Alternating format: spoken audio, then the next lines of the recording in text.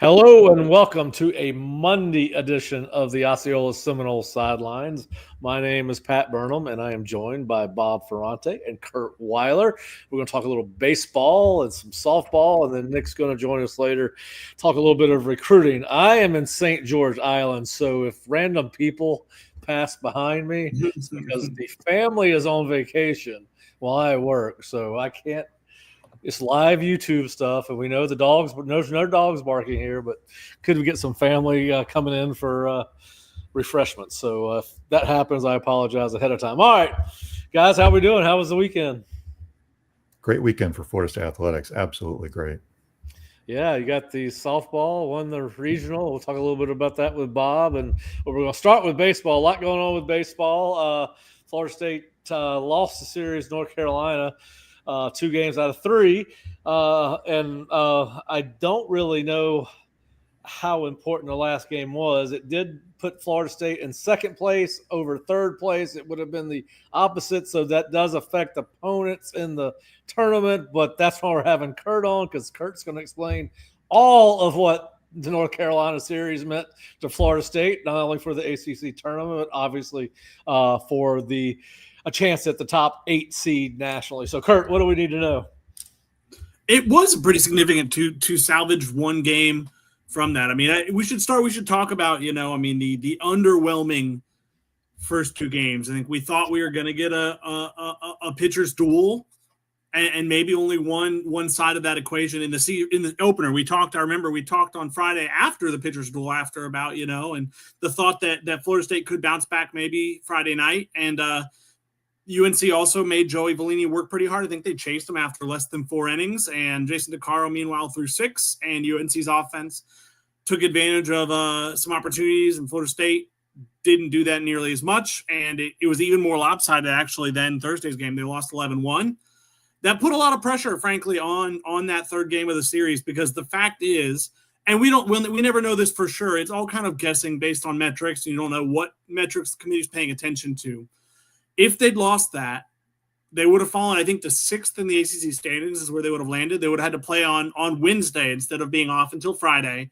And frankly, after we thought they could kind of lock their top 8 seed if they managed to win the North Carolina series, lock a top 8 for the NCAA tournament, I think they might have. If they'd been swept by North Carolina and then lost that first game up in Durham this week, they might have been on like the hosting bubble. Like, as crazy as that is, I mean, they were the second-ranked team in the week in the country last season for a couple weeks in a row, honestly, before the North Carolina series. But that one bad weekend, paired with if it was a bad weekend in Charlotte, really, I think could have potentially had them on the hosting bubble of like either barely a host or potentially not a host, depending on how other things go. So you feel good about them being locked in as a host at the very least now. They'll host a regional. Who knows after that? That probably depends on what happens this week for them and for the other teams, but it was significant for them, quite. Is there a chance that they walk away with the ACC championship, Kurt, that they do get a top 8 seed, or you think that ship has sailed?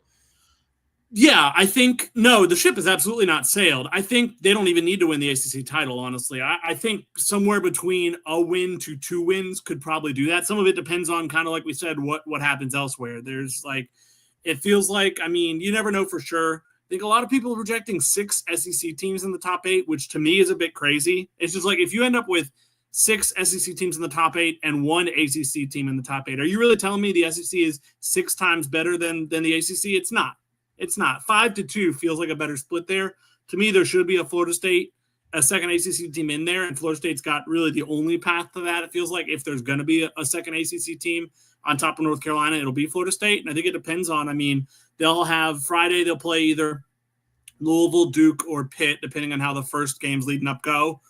And if they were to win, they'll probably play on Saturday. Either North Carolina or Clemson would be the two likeliest. So, I mean, if it's Louisville or Duke, and then if it were North Carolina or Clemson, those are two chances for resume boosters. I think if they won both those, I have to imagine they'd be a top 8. It's kind of like last year where they earned a top 8 or locked a top 8 seed, kind of like clinched it with a run in the ACC tournament to the championship game. Yep. Now, how do you think this impacts how Florida State feels about itself going into the ACC tournament? This series against North Carolina. They're still a very solid team at 37-13, 17-10 in the ACC. Finished second in the ACC regular season. But how do you think? I mean, I know obviously if you read our message boards, you get a lot of people concerned about the ability to get to the College World Series again. And, listen, to some extent, the bats are not as alive towards the end of the season as they were in the beginning or the middle. But how do you guys, I mean, obviously you guys do the bulk of the coverage of baseball for us. How do you guys like their chances in the ACC tournament and of potentially making it to the College World Series after this series? I mean, obviously we do just like in football. We readjust our expectations after every series. Bob, you take that. I can weigh in after, Bob. You can. I'm interested in what you think, Bob. I think this lineup has performed better than we expected, especially given, like, looking back to February, right?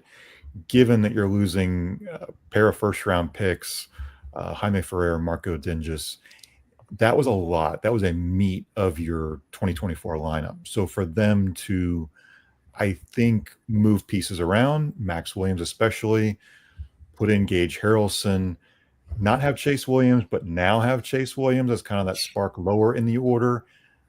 I think to some extent, we've talked about this, Pat, a lot. These college teams are flawed. Every college team is flawed to some extent, and you're kind of battling through these flaws along the way to get, let's use a Lonnie Alameda term, a journey to where you're ultimately trying to get to. I think this team is not nearly as talented or shaped the way the 24 team was. We didn't think in February they were going to be a top 4 in Omaha type of team. Maybe they will surprise us. But I think in some regards they've exceeded our expectations. I feel like they can make a run in this ACC tournament. I like the format. I think I might want Kurt to explain it a little bit better than me, but I like that Florida State's not playing until Friday, for example. I like that you're not burning a Jamie Arnold arm early, where you have that chance to then kind of build toward a weekend. I think this is a Florida State team that can make some noise, but I also have to acknowledge that I can see the deficiencies too. Yeah, and of course, this is a new format in the ACC tournament, right, compared to what we've seen in years past. Yes, it is. It's modified single elimination. It's a little hard to describe it because, like I say, single elimination, there are 16 teams. You'd think, okay, so one plays 16. No, like Florida State, because they're the top 4 seeds got a double bye, 5 through 8 got to get a single bye, and 9 through 16 are playing tomorrow on Tuesday, are playing kind of the opening day. They're fitting 4 games in. I think one game starts at 9 a.m. and one game starts at 9 p.m. I think that's correct. I'm looking at the schedule. It's a long day, to say the least. So, but yeah, I think it's interesting. I mean, you're only guaranteed one game, so like it incentivizes, I feel like, a team like Florida State to throw Jamie Arnold, to throw their best pitcher game 1, because if you're only guaranteed one game, that's who you want on the mound. It gives you the best shot. And there are advantages, certainly. I bet the coaches prefer that to the pool play that creates the meaningless games. Or pool play was weird, where there was always a game in every pool that was meaningless because, like, the advancing team was already clinched, and it was just like, why even play a game that has no doesn't have any effect on the tournament and how it'll play out. So this is better where it eliminates that, but it's certainly there's a lot of pressure. I mean, there are even if you're the number 2 seed, Florida State kind of had a mulligan, if you will, as the top seed in pool play. You don't have that now. You're only guaranteed one game. But anytime you have Jamie Arnold out there, I'm going to like your odds. UNC made him work, I would think, is a better UNC lineup. They did a great job, I thought, of working counts and building Jamie's pitch count up. Not a lot of teams are going to be capable of do that. He's been in pretty good form down the stretch. My question really with them entering the postseason is the consistency of starting pitching. I mean, Lynx talked about this team's going to be built on run prevention, and a big part of that's pitching. And Joey Vellini's been so great for them, but he hasn't been at his best coming down the stretch. He wasn't great out at Cal, and he wasn't great Friday night against North Carolina. He wasn't bad by any means, but he didn't even make it through 4 innings. The command was a little off at times. He worked a few too many walks. Didn't get hit especially hard, but just like wasn't as efficient as he was early in the year. So Wes Mendez has been better down the stretch, which is encouraging, but it feels like you're going to need Jamie to be Jamie, and you're going to need Joey to kind of rediscover what was working for him. That's to me the biggest key for, is this team going to make it back to Omaha? All right, so that begs the question. You play 3 games in a row, Friday, Saturday, Sunday. If you're going to win the whole thing, you play 3 in a row. You mentioned Mendez is pitching a little bit better than Vellini right now. If you're Link Jarrett, do you switch those guys? And if Arnold can get them through on Friday, do you throw Mendez on Saturday? Because obviously it's same elimination. You got to win to get there. So do you think he just stands pat and says we're going to do what we've done every week for the most part? It has worked for Florida State, obviously. I don't know if they've lost a series outside of North Carolina and possibly Florida, right? And Wake and Louisville. Wait, okay, so it's 4. All right, so maybe not as good as I thought. The Florida doesn't really count because, like, I think midweek series are different. Right. You know, like they're viewed differently, I will say. So it's really like they lost 3 weekend series. But all right, so I'm going to put both of you guys in Link's shoes. Who are your starters 1, 2, and 3 this weekend? I would imagine that stays the same, just simply because, honestly, looking ahead to regionals next week. I mean, if you want to look at how Link did it last year when they hosted a regional, they threw their number 2 starter, Carson Dorsey, game 1, held back Jamie for the second game. The winner, you're betting on it being a winner's bracket game. So judging off of that makes you're not going to push Vellini back to potentially Sunday to then have him throw the opener on Friday. So I think you're keeping it as close to status quo. I think you keep it the same, and next week's when you flip it, but you can't flip it too much this week to then have to flip it back next week. That'd be like too much tinkering. I think that's a pretty good answer for all those reasons. And like we were writing about this morning, the RPI is where Florida State's kind of star has fallen to some extent. Like it's dropped, I think, from the Cal series, losing that 1 game out there, which is all about jet lag. It's not about being a bad team. Right. It's just you have one really, really bad day.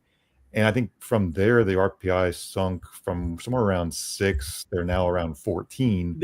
I think they were 8 going into the weekend. I think it fell 6 spots because they lost a home series to the team that's now ranked 2nd in the country, which make sense.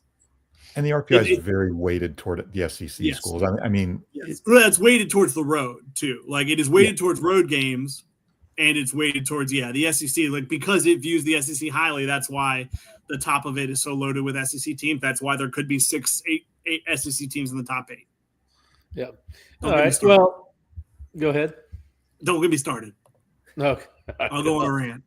I want to get you started on the hitting for Florida State. It seems like, from what we came to expect early in the season and even mid-season, the bat seemed to have cooled somewhat, even though that's hard to say when you got one guy hitting over 400 and 5 more hitting over 300.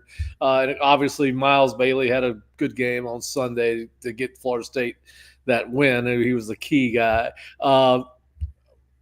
Who looks like they might be getting ready to listen, I think they're a good enough hitting team that's just a matter of time before some of these guys break out and have the big games we're accustomed to seeing. But who do you think the key to the offense is outside of Miles Bailey, who had a good game on Sunday?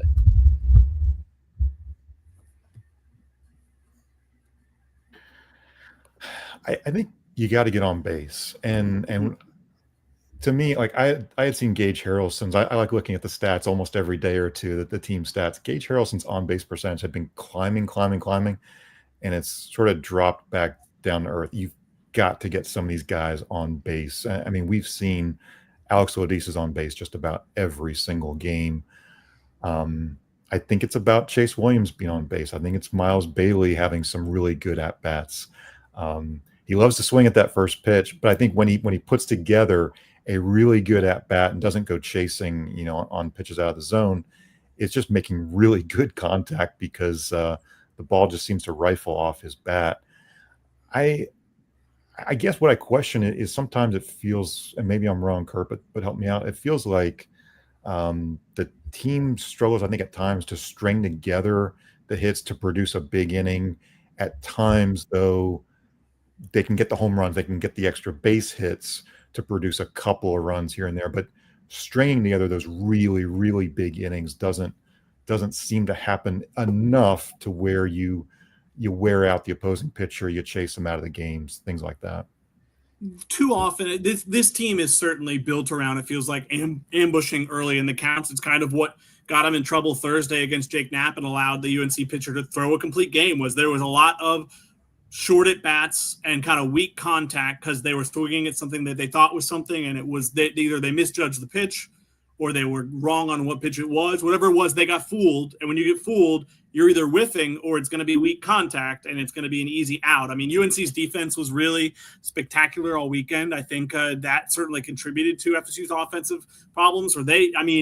I talked to someone else in the press box. It was one of those weekends for sure where, like, the shift can be one of those things where sometimes it burns you and sometimes you are on it. And, like, it just felt like UNC was shifting everything perfectly. Just like every time they had the guy right up the middle, someone would hit it right up the middle. And it's like that'd normally be a single, but it's not because that guy's there. But I think I'm not overly concerned. It's more, I think, the ebbs and flows. I think Miles having that day and maybe coming out of, he has been slumping, but if he can start producing those big hits like he did Saturday would be a big deal. I think Gage was actually who I was going to talk about because I wanted to look. I was looking up his numbers just now. He, coming out of the Clemson series, was hitting a batting average 383. He's down to 340 2 weeks later. He's fallen 40 points in 2 weeks, which this far into the season, that's a lot. That shows like he's a bit of a slump. So that, I mean, Chase's speed is such a weapon, but the strikeout rate's been going up. He's somebody who his speed only helps you like in the lineup if he's hitting the ball in play. Right. If he's striking out, that doesn't help. The speed's a non-factor. It's like the one way to make his speed a non-factor. So get the bat and the ball. It's stuff like that. And I think working at bats is a big thing. And I think Link doesn't want to change what this team is. And a lot of this team is that ambushing team. And the problem is that's how you end up in kind of the skids that Florida State's dealt with at times when you're ambushing and when it's not going well.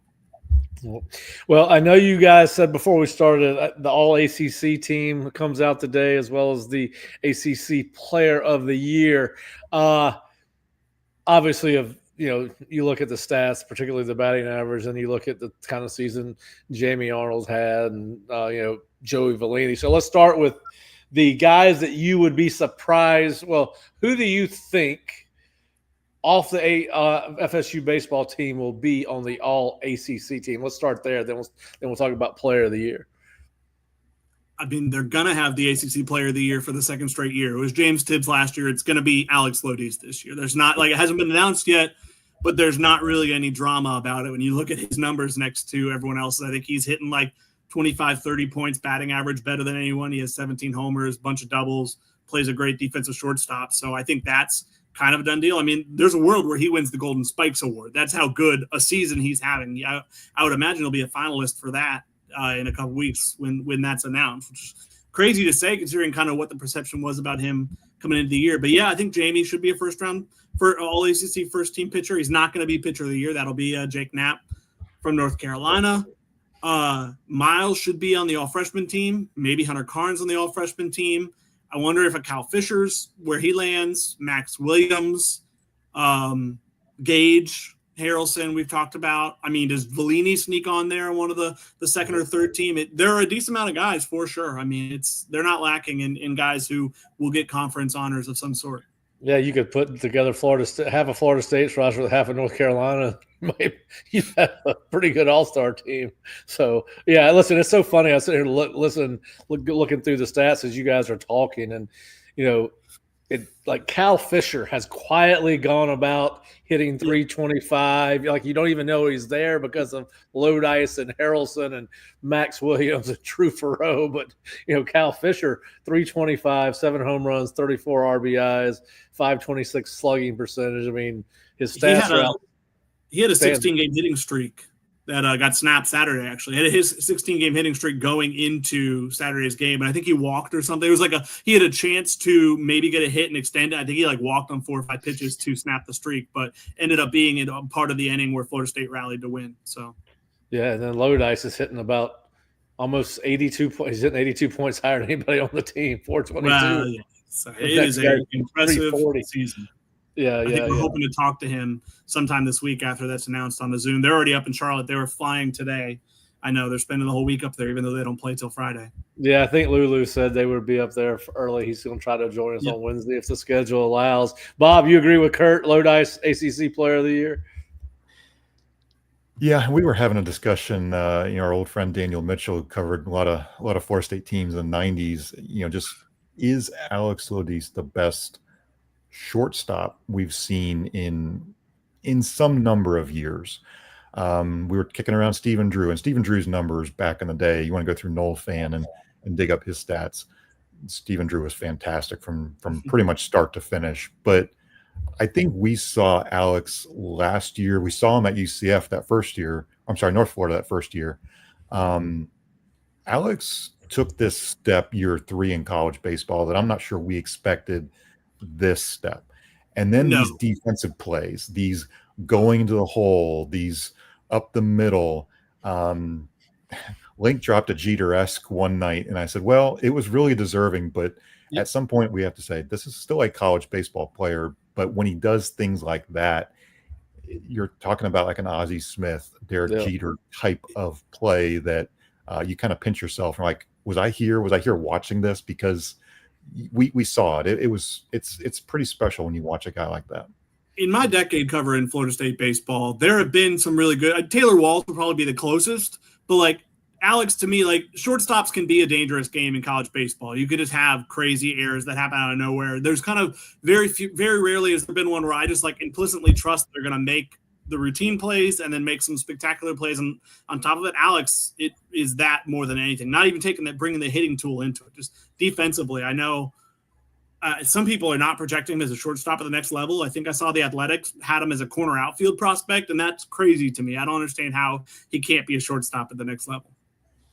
Yeah, it's always interesting when they start switching positions in the pros. And yeah, well, listen, he's a good athlete then if he can play all those positions. So it gives him a chance to make a team. But the more you can do and at the major league level, the more options you're going to have. So yeah, he's had a hell of a year. I mean, I can't remember the last time somebody, and you guys would probably know. I mean, 422. When's the last time somebody batted 422 at Florida State and also had a 973 fielding percentage? That's high cotton. Yeah, I think the James Tibbs discussion is different because of the position that he was playing, last year. I don't think his average was nearly 422, although I could be off. No, like 370s, I want to say. Yeah. 360s, like he had the home runs. He had like 25 home runs. Over 20. Yeah, I think he had close to 25. Let's see, I can look that up real quick. He was more. I can look up his stats. Let's see, because I'm curious. He last year hit 363 with 28 homers. Okay, yeah. So you're trading 60 average points for 11 more homers at a less valuable defensive position. So he was basically averaging a home run every other game last year. I mean, that's crazy to even think about. That's crazy to even think. I just remember when y'all said his name, my first thought was home run. I mean, that's when I thought about James Tibbs. All right, well, listen, Kurt, are you going to join us on Wednesday with Lulu? Talk a little bit more of a preview. Yeah, I should be able to. I should be able to hop back on Wednesday. All right. Well, we appreciate you jumping on and talk some baseball. We're going to go to the Metroplex or the Plex and talk a little softball now because Florida State took the regional and played every game. I think they played all 6 games that they could play in the as a total regional. It went to the last game is what I'm saying, and they played Auburn twice, if I'm not mistaken, to win the series. Lost the first game on Sunday and came back and won the second one. So, Bob, tell us what it means. Tell us what you saw. who played well, what your concerns are going into the Super Regional, which they host against Texas Tech starting on Thursday. Texas Tech comes in at 48-12 compared to Florida State's 49-10 record, and I know they've got one hell of a pitcher.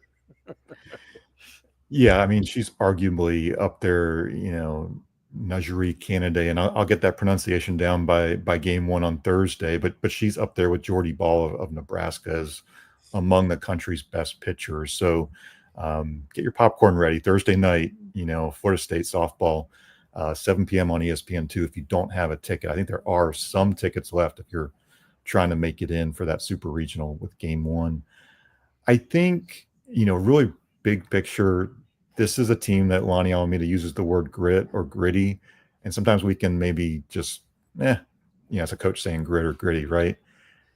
They've been incredibly resilient, from Lonnie telling the club, I have breast cancer and I'm battling this, to, there was a shooting on campus where players were bunkering down for a few hours, to everything that you're dealing with off the field. And then on the field, you come together as a team, as all teams do, and they lose that first game to Auburn on Sunday. And my first thought is 2 years ago, they did this to Mississippi State. They lost the first game and then lost the second game, and that was it. And seasons were over, and ladies were crying because the immediacy of everything had hit. I believe that was 2022. I'm sorry, not 23. But so I think when I heard Michaela on TV say, as seniors, myself and Janai Kerr, we were going to the younger players and explaining what happened against Mississippi State. That was the discussion between games of Auburn on Sunday. Was we were here. We felt the misery of those losses. We're not going to repeat that. I think Lonnie strategically had two of the better pitchers in Ashton Danley and then Jazzy Francic ready to go for that second game against Auburn. She was very much thinking through the logistics of who was going to pitch that day. So again, I can acknowledge the weaknesses and deficiencies, but at the same time, there's enough depth in the circle for this team to really be quite dangerous and to, by all means, get to Oklahoma City. Yeah. And listen, it's an impressive group of teams that are in these super regionals. Who do you think? I mean, Oklahoma's in it. They've won like 17 national championships in a row. I know it's not that many. It's like 4. It's some ungodly number. I mean, is Oklahoma the prohibitive favorite just because of their postseason record? Who do you think going into the regionals are the 2 or 3 favorites to win the College World Series? I think, I'm big on who's in the circle, and I would worry about Nebraska to some extent because they've got Jordy Ball. I believe they're playing Tennessee, and then you've got – They are. Yeah, so it's going to be very interesting to see the matchups. Like Oklahoma's going to be hosting Alabama. That's a big one. We see a lot of SEC versus SEC matchups, so they've seen each other in the regular season. I want to see what happens, Clemson. Is there a series without an SEC school besides Florida State and Texas Tech? It's insane. Like, we just had this discussion about baseball and what the RPI looked like. Again, remember, of the top 8 softball seeds, 7 came out of the SEC, and just Florida State as the 5 seed out of another conference. So we're not just talking about a Big 2 split in college football. It's very much an advantage in the SEC with how they're investing in baseball stadiums, in softball programs. It's legitimately challenging for any school outside of the SEC to really. I mean, you can compete. You can get to Oklahoma City. I don't mean it that way, but we have to acknowledge the resources that the SEC is putting into these various programs. It's just a legitimate challenge. Well, to your point, only 4 teams in the super regionals that are not Big Ten or SEC schools for softball. And we're starting to see that. We talk about this in all sports, right? We talk about it in football. And now you talk about the football playoff now where it looks like if they go to 16, 8 of those are going to be 4 for the SEC, 4 for the Big Ten. So, yeah, listen, I think they need to go to super conferences for every sport, really. I mean, Florida State would be in one of those super conferences, and I think it would help them out in all sports. Yeah, it's going to be interesting.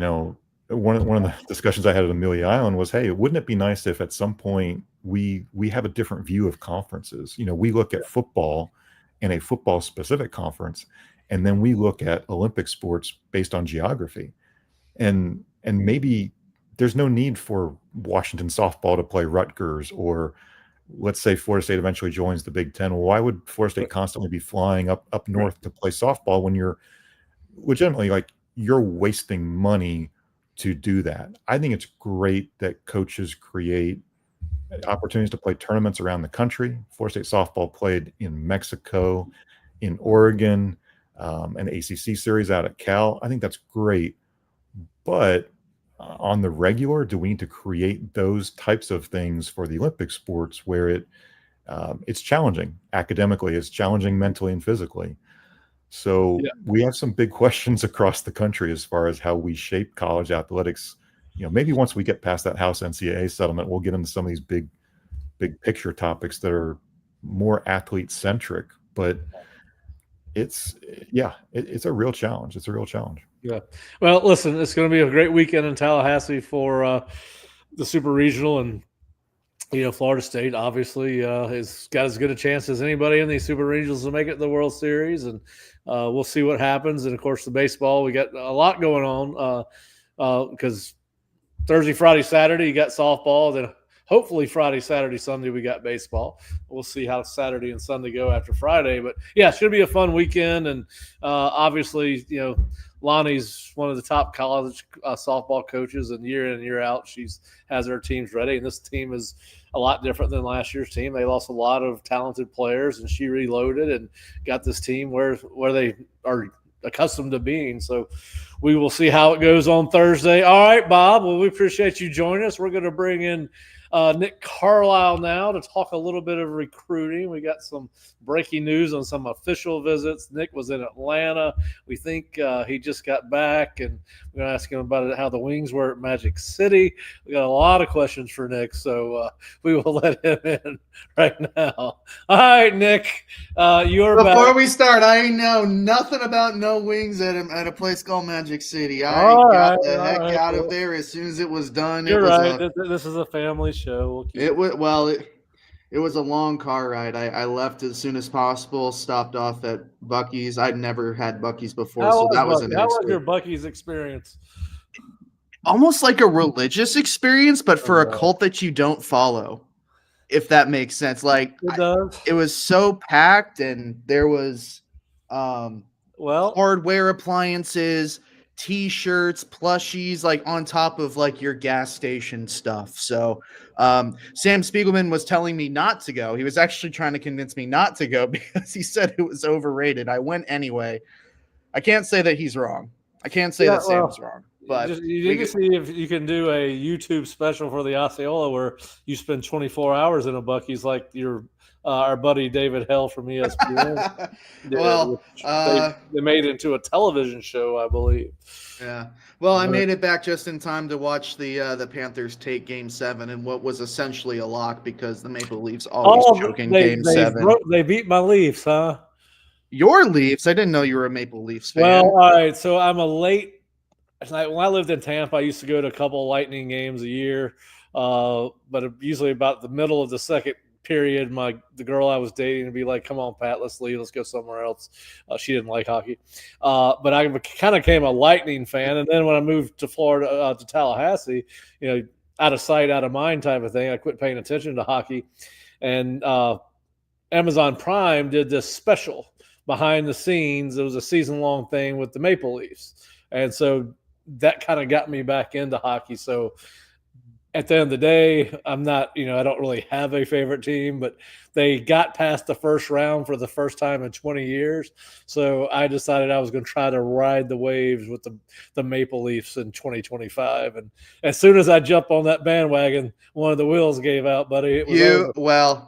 Yeah, you just bought a 1999 Corolla and expected it to run for an extra 1,000 miles or so. The Leafs were division winners this year, but they're just the perennial chokers, Pat. They have been since 20. And they got so many great players, I Nylander know. and Matthews, and it's just hard to believe that they could not make it past the second round for all these many years they've had those guys. And at some point, now maybe they'll get better players, but at some point that team's going to break up like we all see them do in major league sports. And Probably this offseason, honestly.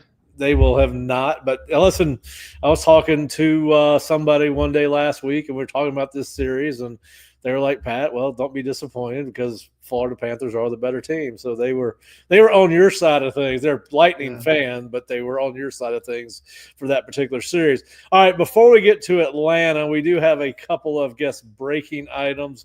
One good for Florida State, one not so good for Florida State. So I'll let you start with the bad news, Nick, then I will deliver the good news. You have some bad news on I don't think it's a surprise to you and I necessarily, but Florida State was going to bring in the number 1 rated guard in America for an official visit in June. Tell us what's going on with that particular recruit. Yeah, so speaking of Sam Spiegelman, he broke earlier today that the number 1 interior offensive lineman, offensive lineman, defensive lineman hybrid, Lamar Brown, he has canceled his official visit to Florida State. That was for June 6th. He's now not taking that visit. I believe he's going somewhere else, actually. I think another team has slid in there. I'm not 100% sure who that team is off the top of my head, but I did also see that somebody had slotted themselves in there. You're right. Not really a surprise. Honestly, Florida State being in the top 4 was kind of, at least I always thought, it's like, really? They are? Considering he hasn't been on campus in a long time. I mean, he lives practically on LSU's campus. The fact that Texas A&M has been able to make their way into this recruitment and become a serious threat to LSU is something that I find really impressive out of Mike Elko and co. But it's not a surprise at all to see Lamar Brown cancel his official visit. To be honest, even if he did keep that visit all the way up until June 6th, I would have been surprised if he made it on campus. That's how much of a non-starter this is in terms of like emotional, like negative or positive, up or down. It's like it just is. I'm with you on that. I'd be surprised if he gets out of Baton Rouge. I mean, you got to think that the budgets are relatively the same for LSU and A&M, and will Brian, what's the guy's name at Brian Kelly. How the hell did I not remember his name? You've been on a beach all day. You had a 4-mile walk. You're just tired. That's all. That is true. I don't think Brian Kelly's going to let this kid out of Baton Rouge. If he does, he'll have more pressure on him. But so A&M's done a good job, and Lord knows they have a recruiting budget. But I don't think I ever saw Lamar leaving Baton Rouge. Now we'll see what happens with that. And kids do leave home. Sometimes it's natural for a kid wanting to leave their hometown and go experience something new. That's why I don't really buy into when people get upset about, well, how come this school couldn't keep this kid in town? Well, when I was 18 years old and being recruited, I wanted to go play in Arizona. I went to high school in Arizona, loved Arizona. I did not want to stay in Florida, anywhere near Florida. I wanted to experience something new, have a different point of view, learn different things. And so we'll see what happens with Lamar Brown. But what we do know is he's not coming to Florida State. Now, let's move on to another guy who I do not think is coming to Florida State. But Trenton Henderson, the 4-star edge, or defensive end, as I like to call them, was at Auburn this past weekend, has locked in official visits with LSU, Michigan, Florida, and USC for this summer, but told the Auburn beat writer for Rivals that he was scheduling an official visit for Florida State for the weekend of the Alabama game. Obviously, Auburn still has not locked in an official visit. You would think that that's going to happen. He mentioned his relationship with one of their defensive coaches that has gone on since he was a freshman and was discovered by an FAU coach, offered him very early in his high school career, and that's Trenton Henderson. Listen, I think it's great that they're getting an official visit out of Trenton. I almost wish, though, that if it was going to happen during the season, it was later in the year. Now, if Florida State is doing well midseason, maybe the official visit early against Alabama, or if they could beat Alabama, does well. But I still think this is a long shot for Florida State. The one thing that stands out about it is it's not a summer visit where the rest of his are coming. Does he go ahead and commit this summer, then cancel his visit? Who knows? But listen, 4 weeks ago, we all thought they were out of it, right? Because he had not committed to an official visit. He had not shown up on campus in quite some time. So at the very least, Florida State's got a fighting chance of getting back in this recruitment. What are your thoughts on where Florida State stands on Trenton? I think it's a long shot. Yeah, it's a long shot. And honestly, I think if we're talking about positives and negatives here, it's a positive that they're getting an official visit at all, because the word what we were hearing a couple weeks ago is that he canceled the visit entirely. And I mean, I remember scrambling, reaching out to as many people as I could for a good 3 or 4 days trying to find out the truth of it, because I had heard, well, no, the visit's still on, or he's just thinking about rescheduling it. There were multiple different answers, and we never got to the nut of the truth. So, I mean, if we're talking about the positives, yes, Florida State's getting an official visit, getting it all the way in August at the Alabama game. Look, this isn't great considering that you've been on Henderson for so long, and he is in Pensacola. He is in your backyard, and you're getting bumped by USC, who I think just came in recently with an offer. Well, maybe not an offer, but he visited in April, I believe, and they didn't. I don't recall them being a threat in his recruitment prior to that, but yeah, I think it's a concerning trend for Florida State. I guess be glad that you're getting him on campus at all after there were rumors swirling that he has canceled the visit altogether. Yeah. But it's certainly, I don't know about you, unless you're coming around on a kid that it's a clear upgrade to go from where they were at to Florida State. Like take Tariq Mallory, for example, who signed last class, who was at West Virginia, who had a head coach that had gotten fired or resigned or one thing. They offered him late. He came in and he signed with Florida State. That's a logical step for that prospect. But when it's a prospect like this, who's highly recruited, you're fighting in the trenches with some really elite programs for being bumped out to August, just not a good look, and it doesn't make you feel overly positive about the recruitment. Even if to say, everything goes well and they smash Alabama 31-0, it's not going to happen. But like, it's hard for me to be positive about this entirely, even though it is, I guess, a good thing that they're going to get them on campus. Yeah, listen, I think we say this about a lot of recruits, right? I think this is going to depend on, for Florida State to end up being a factor in late November with this kid, what the product on the field is going to have to show significant improvement. Yeah. And at the end of the day, I think whether it's perceived by the kids or it's a reality, I think most of these kids want to go play in the SEC or Big Ten because of the attention both those conferences get, and because if we go to a 16-team playoff, they've got 4 out of 18 teams in the SEC now. I can't remember. I think it's 18. But anyway, they've got a better chance to go to the playoff, right? So I think that's part of it. We'll see. Now, I know we were all excited last week because of some of the things we heard about Xavier Griffin, the linebacker from Gainesville High School.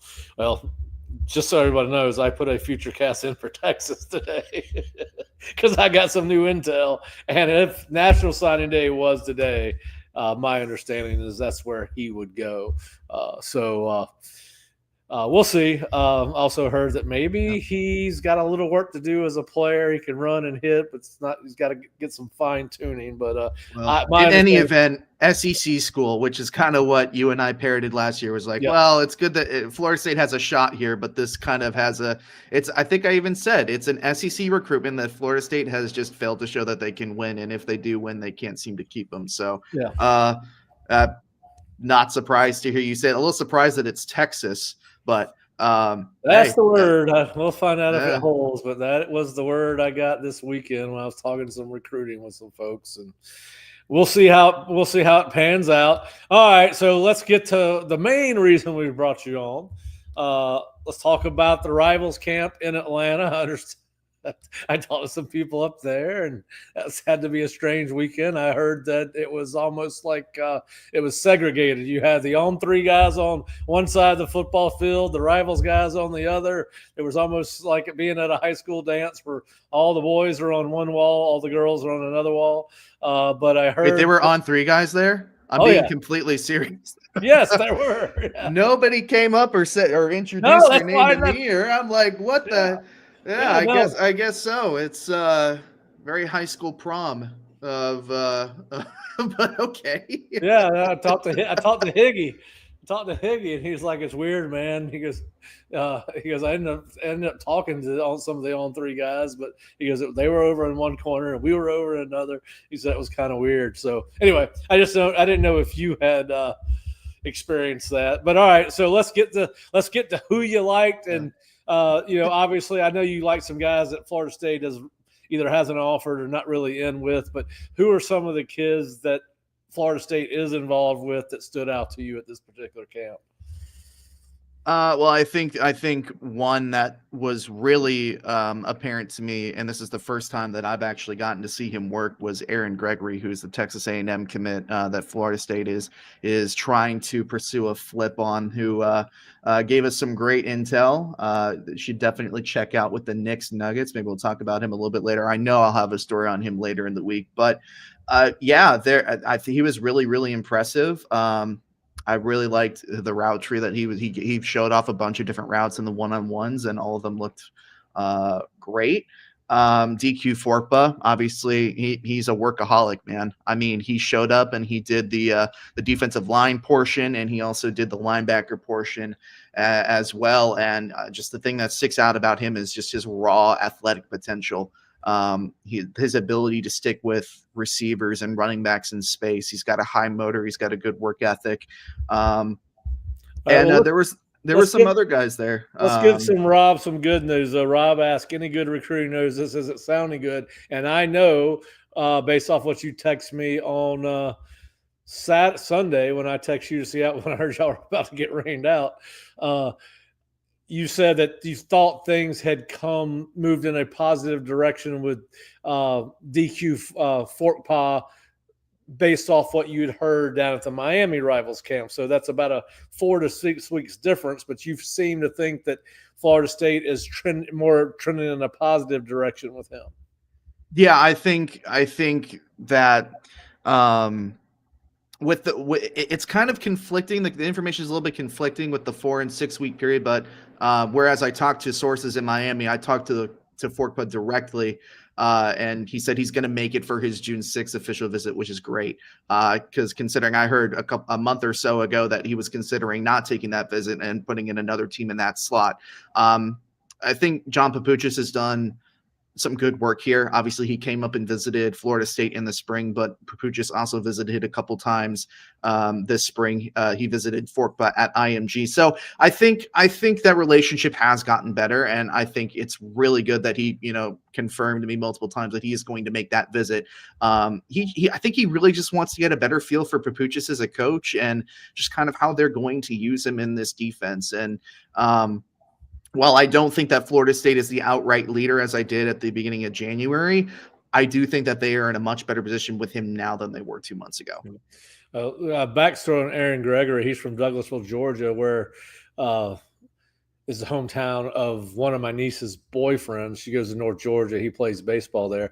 Small town. I'll see if he knows Aaron Gregory, see if he's going to be here tomorrow, see if he can give us any intel on what's going on there in Douglas County. But, so I know you mentioned Zayden Walker, the offensive tackle from he's from Snellville. Brookwood Academy or Brookwood High School, plays for Phillip Jones, who another small world. Football such a small world. Phillip Jones is the head coach at Brookwood. He played for us when I was a GA at South Carolina. So what did you see from Zayden? I know he's a guard prospect. We feel like Florida State's got 2 really good guard commitments right now. And the kids that they're tackles in high school, but both of us think that Ionata is going to move inside, and the big kid from Orlando, whose name is Xavier Payne, is going to move inside. What do you think about Zayden compared to those 2 kids, and is he a legit prospect for Florida State? It's hard to say because Zayden was offered during a summer camp last year by the old staff and offered by Alex Atkins, and he visited during a fall for one of their games. It might have been early in the season. I think it might have been a Boston College game. Either way, and he really enjoyed his visit despite the result, and said that at the time it was a place that he probably would come back and visit multiple times and eventually officially visit. And then the staff changes happened, and a communication dropped off quite a bit. So I was really surprised to see him there and seeing him take multiple snaps at defensive line as well. And I talked to him after, and he's making a switch to defensive line as well. And he's going to be back for a camp at Florida State in a couple weeks. So, I don't know necessarily about him being a legitimate prospect at offensive guard. I feel like if he was, they would have come back around him already, and that communication would have continued throughout the fall and into the spring. But he looked pretty decent. I mean, a little bit raw, but he had some good snaps at defensive line as well. And some coaches, I think he camped at some program, and they made that recommendation to him, or they called his coach and made that recommendation. I want to say it was Alabama. But yeah, he's working out some of the kinks there with the position change, and who knows? Like, he may show up and look really good when he comes on campus for that camp in a couple weeks, and they may reoffer him his defensive line. And if that happens, I think Florida State would definitely be able to get an official visit out of it at very least.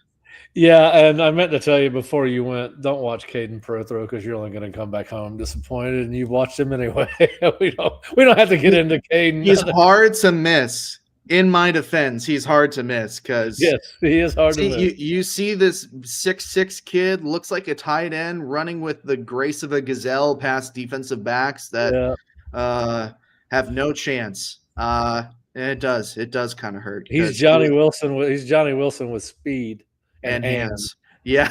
That's who he is. He's the version of Johnny Wilson everybody wanted Johnny Wilson. And Johnny Wilson was a good college football player, not a great football player. But anyway, we're not digging on just a comp. If you could see Johnny Wilson with explosion and great, really sure hands. Yeah. That's for those who haven't been able to see him work live. That's probably a good. And you will not be seeing him work live in Doak Campbell. No, Stadium. probably not anymore. But we'll see. Maybe, maybe we will, because doesn't Georgia and Florida State have a home and home the next few years? I mean, they do. Maybe we will, just not in the way that we were hoping. That's right. But yeah, that's right. No. And look, he's a great kid too. He's super humble, great work ethic. It's always a pleasure to watch him work out. Yeah. So. He is a good kid. He is impressive in camps. I mean, he's one of the kids that stuck out right away last year when he came down for elite camp. All right, now. All right, so you got to go read Nick's thread at theosceola.com because I love – all right, we're going to talk about the quarterbacks to finish. We're going to start with the 2026. But I just love your intro into Jace Johnson's – your write-up on Jace Johnson while Florida State continues to work its way through the mud of 2027 quarterbacks. All right, 2026 quarterbacks, and he's a 2027. So let's start with working your way through the mud in rainy Atlanta on Sunday. You did get to see Travis Burgess from Grayson High School, the 2026 quarterback, who seems to be the flavor of the day in Tallahassee when it comes to said 2026 quarterbacks. Tokars did indeed go in there, which you had reported was going to happen last week. What'd you like about Travis Burgess from Grayson High School? He's one of those guys that as you talk to him and you get to know him a little bit better, he's one of those guys that's also just about his business. He's very businesslike in his approach, and he throws a good ball. Was able to watch him throw up some nice passes in the one-on-ones and nice tight spiral, accurate. And he's certainly got size and athleticism, which obviously we didn't get to watch him run a whole ton. But that's something that you see on tape that you would have seen, obviously, in like a live setting. So Tokars did go to see him, asked him if Florida State had offered. He said no. My impression is that they probably won't be offering him at this point. I mean, you get him on campus and then you go and visit him again, and he still doesn't come out with an offer. Even if one does come down the road, I think North Carolina, Auburn, are two programs that are in much better position. And I don't know. You can correct me if I'm wrong, Pat, if you feel differently, but I feel like at this point, if there's not an offer going out, it's maybe there's a reason for it. So maybe Florida State's just not interested. Yeah, I think you're reading the tea leaves right on that, where they are with, right. There's probably somebody we don't know about, right? I mean, yeah, just like the Kevin Sperry, is there something shaking out behind the background? I know Bowie Bentley just narrowed it down to LSU and Oklahoma. I think somebody put in a crystal ball or a future cast for LSU. So we knew the dominoes effect would start when Jared Curtis committed to Georgia, and they are. So maybe there is someone else on there. And listen, we talked about the fact that because you brought in King from East Tennessee, who's got 2 years worth of eligibility, could you take your time recruiting a 2026 quarterback? I think that might be part of it, but I tend to agree with you with where they are on the quarterback depth chart for their 2026 recruiting board. If they liked him that much and haven't seen him in practice and had him in camps before, you would think that they would go ahead and extend that offer. And listen, maybe Mike wants to see him work out one more time at elite camp. We'll see what happens. But I kind of agree with you there. I do want to talk about another guy that's in their backyard, but he's a 2027 quarterback, and that's Jace Johnson from Lowndes County High School in Valdosta, 6'4", 205. What did you think about him, and what do you have to say? Yeah, when you look at him, quarterbacks obviously aren't always the most intimidating bodies on the football field. But when I first saw Jace Johnson, I had to kind of double take, and he doesn't look like all that physically. I mean, obviously, he's only 2027, right? Physically imposing, but then you watch him take his reps, and he's got a cannon on him, and he throws a really good ball. This is a kid that Florida State has been able to get on campus pretty early. He was on campus, I think, last summer and then again in the spring. And from what he told me, Florida State sits in a pretty good position early for him. He likes Tokars. He likes Norvell. He likes how real the coaches are with them. And he is going to be back on campus probably either this summer or for a game in the fall. So I liked what I saw from Jace Johnson. And, I have liked Jace from the moment that they offered him. So it was good to see him getting in and throw a little bit. Yeah. Well, listen, I know that you were super excited going up because you thought there were going to be a lot of prospects there. I don't know if you saw him. I do want to ask you this question. One of the Fryer boys was there. Matt Fryer's son was there. Did you happen to see how he did? And that's Cade Fryer, who is a rising senior at Childs High School in Tallahassee. I did see Cade there, but I didn't see too many of his reps, unfortunately. I noticed him, saw him, watched some of his drills, see how he looked. He's got the same kind of draw to him that Camden did. Obviously, he's a smaller guy, but he runs really well. That much is apparent. But I didn't get to see too many of his live reps. I think it was probably talking to somebody else at the time, but he was there, and he does have offers for Division I offers. I think Georgia Tech offered him a couple of weeks ago. So maybe he's one of those. I don't think he's as far along as Camden was at this point when he was in high school. But who knows? I mean, he's got a whole summer to work, and maybe he finds a little bit more traction in the fall. Yeah, senior year. Yeah. Well, listen, that's a fun camp. I know you saw a lot of good kids, and did you stay in the Atlanta airport hotel I told you about? Yeah, well, I don't know if it was the exact one that you were. It wasn't like the super bougie fancy one. It was the. Did they have the balconies that overlook the? No, I was at the one across the street. Same company, or well, it was a courtyard. That's the Marriott property. Yeah. But it wasn't. I don't think it was the one that there is definitely not a room that had a high enough viewing point for you. It's the Marriott Renaissance in Atlanta that overlooks one of the runways that Atlanta. Yeah, no, it was definitely not that one. But They were very nice, and I, of course, appreciated the room. And Yeah. Well, so- listen, I know you've got a couple down days, right? You're going to get ready for official visit season. You're going to go. Are you going home for 2 or 3 days, or just staying in Tallahassee? No, I'm going to stay here in Tallahassee and just kind of shut my brain off for a little bit. And we'll take the next couple of days to organize everything. I'm going to take the rest of today to write up some of the interviews that I got from some of the prospects that we talked today. Aaron Gregory, Tyreek Green, Jace Johnson, TK Cunningham, who we didn't talk about him, but that's an impressive kid. I think he's going to grow into his body a little bit more this year. I think he's only 220 right now, but he's got like close to 50 offers right now. You can see he's got a really good tool set in terms of the pass pro or pass rush rather. So so I'm gonna write up the rest of my stuff today. So there's gonna be a couple of stories, and if it's not enough for a story, definitely individual board posts on some of these guys that we didn't talk about today. That I know some of the news for Florida State recruiting was negative today, but there is going to be some positives. I promise everybody. Yeah, there is some positive stuff. Listen, by the time we get to December 5th, whatever National Signing Day is, everybody will be fired up about who Florida State is signing, and it'll work out the way it's going to work out. And we'll be excited about the 20 to 25 kids that sign with them in December. Obviously, I keep on saying this to Florida State fans. If they were to come out and win 7 or 8 games this year, or maybe even above that, we'll see what that does. I mean, there's the official visits are in June and July for the most part anymore, but National Signing Day stays the same. It's in December, and so there's still a lot of time. Now, there's some other things that factor into that. You got your NIL budget, you take commitments early, but you make room for great players, and we'll see who Florida State can get in on as the season progresses.